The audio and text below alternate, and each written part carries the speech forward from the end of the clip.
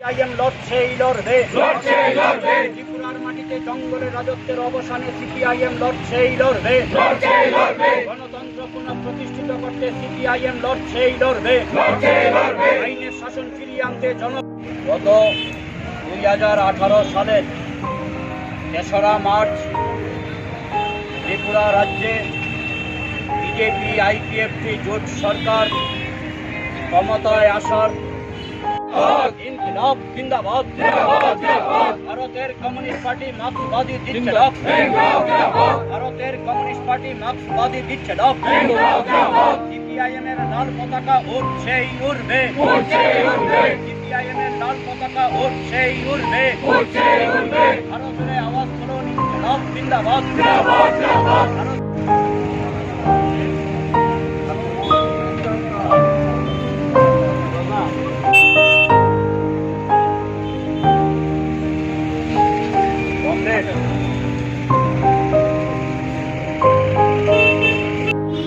খোয়াই শহরের গনকি এলাকার আমাদের এই পার্টি অফিসটি এতদিন যাবৎ বন্ধ ছিল।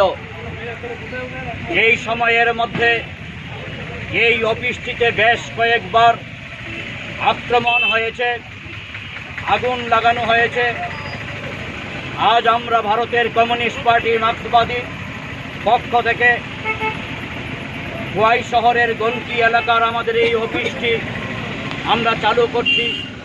এখন আমাদের পার্টির প্রবীণ নেতা জেলা সম্পাদক মণ্ডলীর সদস্য কমরেড সুকেন্দু বিকাশ দে এই অফিস প্রাঙ্গণে আমাদের পার্টির রক্ত পতাকা উত্তোলন করবেন।